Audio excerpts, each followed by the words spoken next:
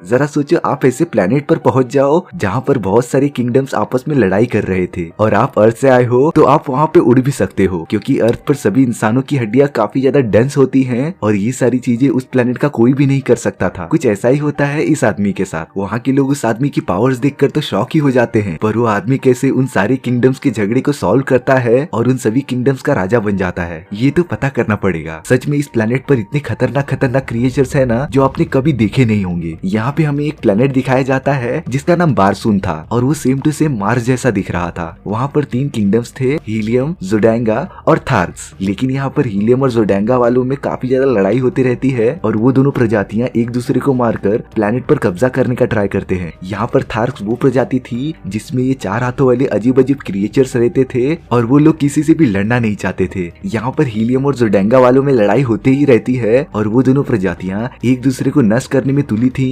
यहाँ पर blue costume वाले हीलियम थे और रेड कॉस्ट्यूम वाले जोडेंगा के थे। तभी वहाँ पर 3 एलियंस आ जाते हैं और वो जोडेंगा के जनरल के सामने आ जाते हैं जिसका नाम सैंग था। यहाँ पे एलियन सैंग को बताते हैं कि वो इस लड़ाई में जोडेंगा वालों का साथ देंगे और वो एलियन सैंग को अपना हाईली एडवांस टेक्नोलॉजी देते हैं जो कि एक ब्लू रे मशीन थी और वो बहुत ही ज्यादा पावरफुल थी। सैंग उस टेक्नोलॉजी का यूज करके सारे हीलियम वालों को मारता रहता है और यहाँ लग रहा था कि हीलियम वाले पूरी तरीके से खत्म हो जाएंगे। तभी हमें यहाँ पर अर्थ के न्यूयॉर्क का सीन दिखाया जाता है। यहाँ पर हमें एक लड़का दिखाया जाता है जिसका नाम एडगर था। उसके अंकल जिसका नाम जॉन था उनकी अचानक डेथ हो गई थी, तो इसीलिए एडगर अपने अंकल के यहाँ पे जा रहा था। एडगर जब अपने अंकल के यहाँ पे पहुँचता है तो वो दिखता है एक बहुत बड़ा घर जो कि उसके अंकल जॉन का था और एडगर को पता नहीं था कि उसके अंकल बहुत ज्यादा अमीर है, उनके पास बहुत सारी दौलत थी। जॉन का लॉयर एडगर से मिलता है और उसे बताता है कि जॉन ने एडगर के लिए सारी संपत्ति छोड़ दी है और जितने भी पैसे थे सब एडगर के नाम हो गए थे क्योंकि जॉन के पास अपने कोई बच्चे नहीं थे। लेकिन जॉन एडगर को अपने बच्चे से ज्यादा समझता था, इसीलिए जॉन ने अपनी पूरी संपत्ति एडगर के नाम कर दी थी। जॉन का लॉयर एडगर को अपने रूम में लेके जाता है और उसे एक बुक देता है जो कि जॉन ने सिर्फ एडगर को देने के लिए कहा था। एडगर उस किताब को ले लेता है और उसे पढ़ता रहता है। उसे कुछ समझ नहीं आ रहा था कि उसके साथ आखिर ये हो क्या रहा है। यहाँ पे जब एडगर उस किताब को खोलता है तो उसके अंदर जॉन की कहानी लिखी थी कि वो पहले कैसा था और एडगर को कहानियां पढ़ना काफी ज्यादा पसंद था, तो इसीलिए वो बुक पढ़ता रहता है। उस बुक में बताया जाता है वो सिविल वॉर का सीन जहाँ पे उसका अंकल जॉन कार्टर एक एक्स आर्मी मैन था और वो अब अपने साथियों के साथ मिलकर गुफाओं में जा जाकर सोना ढूंढता था। तभी वहाँ पर कुछ लोग आ जाते हैं और वो जॉन को पकड़कर मारने लगते हैं और उससे गोल्ड मांगते हैं। लेकिन जॉन के पास अभी कोई भी गोल्ड नहीं था, उसे तो अभी और गोल्ड ढूंढना था। लेकिन वो सारे आदमी उसे मारते रहते हैं और एक पिंजड़े में कैद कर देते हैं। पर उन लोगों को नहीं पता था कि जॉन एक आर्मी ऑफिसर रह चुका है और उसने ये बच्चों का खेल कब का खेल के छोड़ दिया है। वो एक आदमी को पकड़ लेता है और उसे मारकर उनकी कैद से आजाद हो जाता है। जॉन अपने घोड़े पर सवार होकर दूर भागता रहता है और वो लोग जॉन का पीछा करते रहते हैं। कुछ दूर जाने के बाद जॉन के भी दोस्त आ जाते हैं और वो उन लोगों पर हमला करते रहते हैं और अब दोनों ग्रुप में लड़ाई स्टार्ट हो जाती है। वो लोग एक दूसरे पर फायर करते रहते हैं। जॉन तो अब बच गया था लेकिन उसके एक साथी को गोली लग गई थी जिसकी वजह से जॉन उसे संभालता है और उसे एक सेफ प्लेस पे लेके आ जाता है। वो एक सुनसान गुफा थी और जॉन ने अभी तक ऐसी गुफा नहीं देखी थी, इसीलिए जॉन उसे देखने के लिए अंदर चला जाता है। तो उसे पत्थरों के बीच बहुत सारे गोल्ड लगे हुए दिखाई दे रहे थे और वो काफी ज्यादा खुश हो जाता है कि उसे बहुत सारा गोल्ड मिल गया है और अब उसकी पूरी लाइफ मजे में कटेगी। लेकिन तभी वहाँ पर एक आदमी आ जाता है जो कि वही एलियन था जिसे कि हमने स्टार्टिंग सीन में देखा था। वो जॉन पर हमला करने ही वाला होता है। तभी जॉन का घायल हुआ साथी उसे बुलाता है और जॉन उस एलियन के वार से बच जाता है और उसके ऊपर गोली चला देता है। वो एलियन अब अपनी आखिरी सांसें ले रहा था। उस एलियन के हाथ में एक लॉकेट था जो कि ग्लो हो रहा था। वो जॉन को अपने पास बुलाता है। यहाँ पे वो एलियन जॉन को एक लॉकेट देता है और उसे हाथ में लेकर बारसून कहने के लिए कहता है। अगर मैं जॉन की जगह पर होता तो मैं ऐसा बिल्कुल नहीं करता क्योंकि इस चीज में किसी का भी भरोसा नहीं किया जा सकता। लेकिन जॉन उस लॉकेट को उठा लेता है और जोर से बारसून कह देता है। तभी उस लॉकेट में से काफी ज्यादा रोशनी निकलती है और वो जॉन को एक अलग ही जगह पर लेके आ गई थी। जॉन जब होश में आता है तो वो अपने आप को एकदम अलग ही जगह पर पाता है जो कि एक रेगिस्तान जैसा दिख रहा था। यहाँ पर जॉन जब खड़ा होता है और आगे चलने का ट्राई करता है तो वो चल ही नहीं पा रहा था और वो नोटिस करता है कि वो थोड़ी देर तक हवा में उड़ रहा था पर उसे कुछ भी समझ में नहीं आ रहा था कि आखिर हो क्या रहा है। लेकिन जॉन कैसे भी करके बड़े बड़े स्टेप्स लेने लगता है और हवा में उड़ने लगता है। यहाँ पर उस प्लेस की ग्रेविटी अर्थ की ग्रेविटी से काफी ज्यादा कम थी, इसी की वजह से जॉन आसानी से उड़ पा रहा था।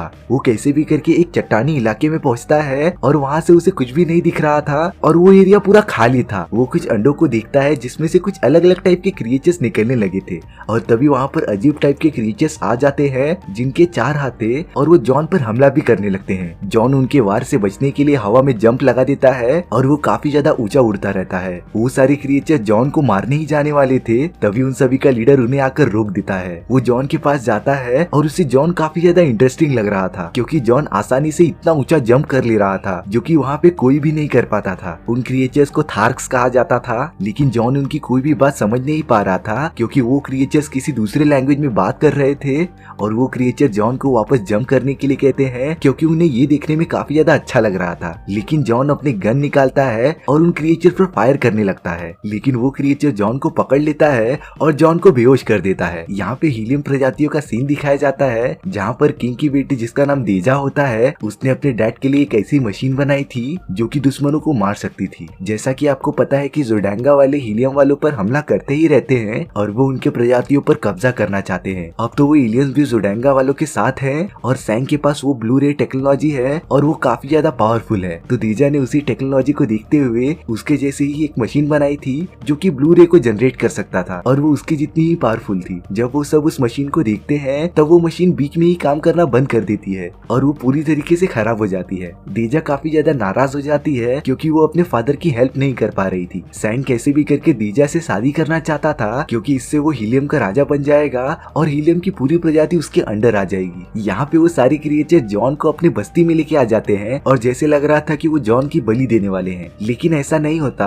वो क्रिएचर्स उतने भी बुरे नहीं थे। वो जॉन को एक लिक्विड पिलाते हैं जिससे कि जॉन उन क्रिएचर्स की लैंग्वेज समझने लगा था और वो क्रिएचर्स अगले दिन जॉन को जंजीर से बांध देते हैं और उसे कैदी बनाकर सबके सामने लेके आ जाते हैं। यहाँ पर जॉन वापस अर्थ पर नहीं जा सकता था, क्योंकि उसका वो लॉकेट जिसकी वजह से वो यहाँ पर आया था उसे वो क्रिएचर्स ने रख लिया था और अब वो क्रिएचर जॉन को ऊपर उछलने के लिए कहते हैं, क्योंकि इससे उन्हें काफी ज्यादा मजा आ रहा था। लेकिन यहाँ पर उन सभी का मजा ज्यादा देर तक नहीं चलने वाला था। वहाँ पर हीलियम प्रजाति के स्पेसशिप आ जाते हैं और उन पर जोडांगा वाले हमला करते रहते हैं। उन दोनों में बहुत ही ज्यादा फाइट होती है और वो सारे क्रिएचर्स उन दोनों के फाइट पे बोली लगाते रहते हैं कि उन लोगों में से कौन जीतेगा। यहाँ पे तो उन क्रिएचर्स का एंटरटेनमेंट हो रहा था जो कि उन दोनों प्रजातियों की लड़ाई को देख रहे थे। यहाँ पर हीलियम के किंग की बेटी देजा भी आ जाती है और वो अपने दुश्मनों से लड़ती रहती है, लेकिन वो अचानक स्पेसशिप से गिरने लगती है और अगर जल्दी कुछ नहीं किया तो देजा मर जाएगी। जॉन देजा को लटका हुआ देखता है और वो उसे बचाने के लिए चला जाता है। वो काफी ऊंचे ऊंचे जंप ले रहा था, जिसे सभी देखकर काफी ज्यादा शॉक हो गए थे, क्योंकि उन लोगों ने किसी को भी इस तरह उड़ते हुए नहीं देखा था। जॉन जाकर तुरंत देजा को बचा लेता है और उसे जमीन पर लेके आ जाता है। यहाँ पर जॉन जोडांगा वालों के स्पेसशिप को तहस नहस कर देता है और इससे हीलियम वाले जीत जाते हैं। लेकिन हीलियम वालों के भी स्पेसशिप तबाह हो गए थे। उन क्रिएचर्स का लीडर जॉन के इस एबिलिटी को देखकर उसे अपना राइट हैंड बनाने का डिसाइड करता है, लेकिन यहाँ पर जॉन मना भी नहीं कर सकता था और वो इसके लिए मान जाता है। यहाँ पर जॉन और डीजा एक दूसरे से बात करते रहते हैं और तभी डीजा जॉन को बताती है कि वो मार्स प्लेनेट पर है और मार्स को उनके लैंग्वेज में बारसून कहा जाता है। जॉन शॉक हो जाता है और वो डीजा को बताता है कि वो अर्थ से आया है और इसीलिए जॉन के पास उड़ने की एबिलिटी है और उसके पास काफी ज्यादा स्ट्रेंथ भी है, क्योंकि जॉन के बोन्स काफी ज्यादा डेंस हैं और यहाँ पर ग्रेविटी भी काफी ज्यादा कम है। तभी डीजा जॉन को एक जगह पर लेके जाती है जहाँ पर उन क्रिएचर्स के भगवान रहते थे और उन्हें वहाँ पर जरूर पता चल जाएगा कि कैसे कोई एक प्लेनेट से दूसरे प्लेनेट पर टेलीपोर्ट होता है। लेकिन उस प्लेस पर किसी को भी जाना मना था और उन क्रिएचर्स को पता चल जाता है कि जॉन और बाकी सब उस प्लेस पर गए थे, तो वो क्रिएचर्स उन्हें बंदी बना लेते हैं और कैद कर लेते हैं। वो तो जॉन को उसके इस हरकत के लिए मारने ही वाले होते हैं। तभी उनका लीडर वहाँ पर आ जाता है और जॉन को अकेले मारने का डिसाइड करता है और पता चलता है कि उन क्रिएचर्स का लीडर जॉन की जान नहीं लेना चाहता था और वो उल्टा जॉन की मदद करता है यहाँ से बाहर निकलने के लिए। वो उसे वो लॉकेट दे देता है और उसे एक रिवर के पास जाने के लिए कहता है जहाँ पर उन सभी के भगवान रहते थे। जब बाकी क्रिएचर जॉन को ढूंढने आते हैं तब वो लोग उस जगह पर नहीं होते, यानी कि जॉन और बाकी सब भाग गए थे। यहाँ पे काफी घंटों का रास्ता तय करने के बाद भी वो लोग उस रिवर तक नहीं पहुँचे थे और तभी जॉन को पता चलता है कि देजा उन्हें उस रिवर तक नहीं लेके जा रही थी, वो उन्हें अपने हीलियम सिटी की तरफ लेके जा रही थी ताकि वो जॉन का लड़ाई में यूज कर सके। जॉन देजा पर काफी ज्यादा नाराज होता है और उसे वहीं पर छोड़ के चला जाता है, लेकिन देजा सैंग से शादी नहीं करना चाहती थी, इसीलिए वो जॉन को अपनी सिटी में लेके जा रही थी। अब यहाँ पर जॉन क्या कर सकता था, क्योंकि वो देजा को भी थोड़ा थोड़ा लाइक करने लगा था, इसीलिए वो देजा को वापस अपने सफर में शामिल कर लेता है और वो लोग आगे बढ़ने लगते हैं। वो लोग उसी रिवर के पास पहुंच जाते हैं और वहाँ पर बहुत बड़ा स्ट्रक्चर था जो कि काफी ज्यादा अजीब लग रहा था। जॉन देजा को लेकर उड़ता हुआ उस स्ट्रक्चर के ऊपर चले जाता है। देजा उसे बताती है कि उसने अपनी मशीन इसी स्ट्रक्चर का यूज करके बनाई थी जो कि एक अलग टाइप की पावर का यूज करता है और वो ब्लू रे की पावर होती है और इसी के मदद से ही जॉन अर्थ से मार्स पर टेलीपोर्ट हुआ था। वो लोग उस स्ट्रक्चर को देखते ही रहते हैं। तभी वहाँ पर वो थार्क्स आ जाते हैं और जॉन और डीजा को चारों तरफ से घेर लेते हैं। अब यहाँ पर वो लोग बुरी तरीके से फंस गए थे, तो जॉन डीजा को यहाँ से जाने के लिए कहता है और वो अकेले ही उन सभी से लड़ने चला जाता है।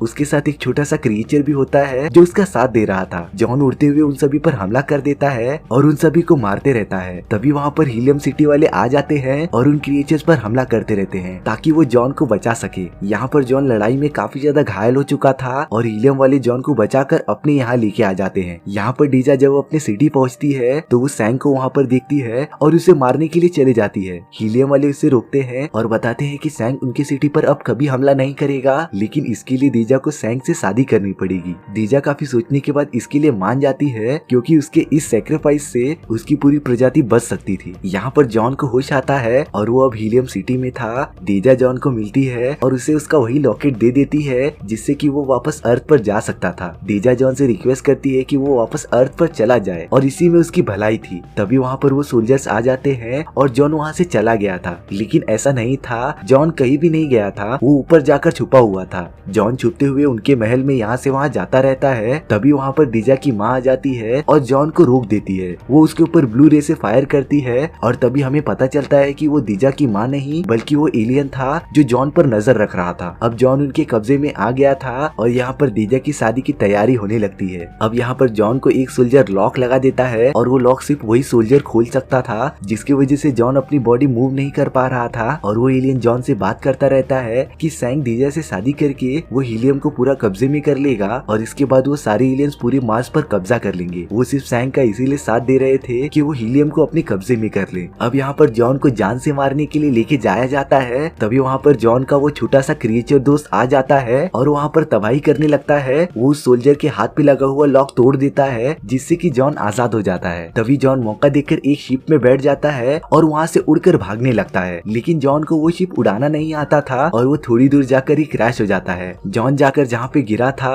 वो उन क्रिएचर्स की कॉलोनी थी जो जॉन को ढूंढ रहे थे और अब वो जॉन को कैद कर लेते हैं और उसे कल सबके सामने सजा मिलने वाली थी। उन सभी क्रिएचर्स का किंग बदल चुका था और वो पुराना वाला किंग जिसने जॉन की मदद की थी उसे मार दिया गया था। यहाँ पर जॉन को एक बैटल ग्राउंड में लेके आया गया था और वहाँ पर सारे क्रिएचर जमा थे जॉन को मरता देखने के लिए। और तभी जॉन के सामने एक बहुत बड़ा क्रिएचर आ जाता है जिसे कि व्हाइट एप कहते थे और वो जॉन पर हमला करने लगता है। लेकिन उन सभी को क्या पता था कि जॉन के पास बहुत ज्यादा स्टेमिना आ चुका था और वो उन क्रिएचर्स को कैसे भी करके मारने में कामयाब हो जाता है। और ये चीज सारी ऑडियंस देख रही होती है और काफी ज्यादा शॉक हो जाती है क्योंकि आज तक व्हाइट एप को कोई भी नहीं हरा पाया था। और अब उनका नया किंग खुद जॉन से लड़ने चले आता है। वो जैसे ही जॉन पर हमला करने वाला होता है जॉन उसे मार देता है और उसका सर अलग कर देता है। और अब जॉन उन सभी क्रिएचर्स का नया किंग बन गया था जो कि मोस्ट डिजर्विंग किंग था उन सभी क्रिएचर्स के लिए। यहाँ पे सारे क्रिएचर्स जॉन के साथ हो गए थे और जॉन अपनी नई प्रजा से मदद मांगता है हीलियम वालों को बचाने के लिए और सारी प्रजा जॉन के साथ थी। यहाँ पर जॉन अपनी पूरी सेना के साथ हमला करने आ जाता है। डीजा की शादी सैंग के साथ होने ही वाली थी, तभी जॉन और बाकी सब उन पर हमला कर देते हैं और यहाँ पर सैंग और वो एलियन काफी ज्यादा घबरा गए थे और सैंग डीजा को मारने ही वाला होता है क्योंकि इससे हीलियम सिटी उसके पूरे अंडर आ जाएगी। लेकिन तभी जॉन वहाँ पर आ जाता है और उससे रोक लेता है। अब यहाँ पर उन सभी में फाइट चालू हो जाती है और वो सारे क्रिएचर्स हीलियम सिटी वालों के साथ थे और वो उनके साथ मिलकर जोडेंगा वालों से लड़ाई करते रहते हैं और उन्हें ऑलमोस्ट हराने में कामयाब हो जाते हैं। यहाँ पर वो एलियन लॉकेट को ले लेता है और जॉन जैसे ही उसे मारने वाला होता है वो वहाँ से गायब हो जाता है। मतलब कि जॉन हमेशा के लिए मार्स पर फंस गया था और उसे यहाँ पर रुकने की वजह भी मिल गई थी। उसे डीजा से प्यार हो गया था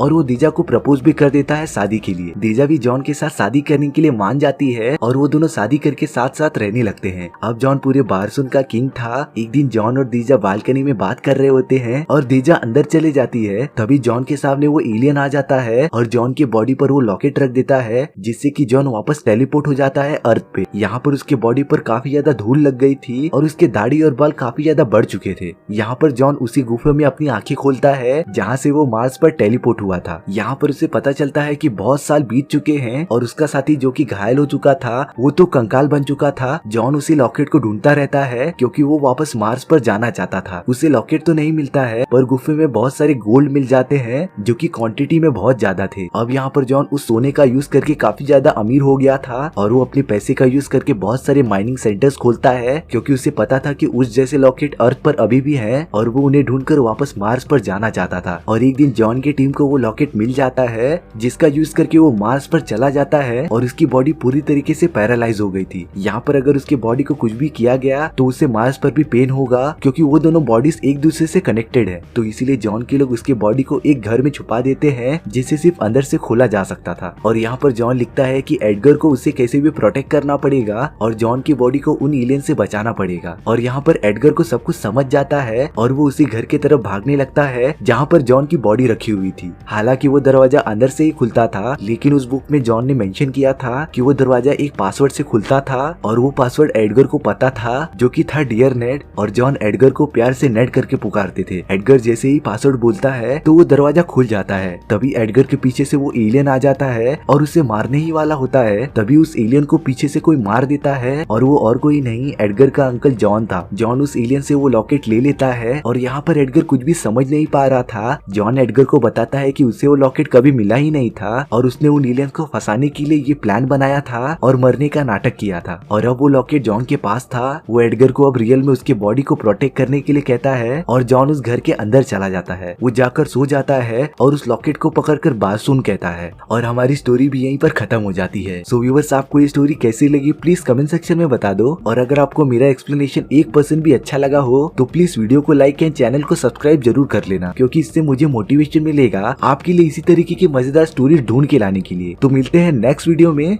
सी या।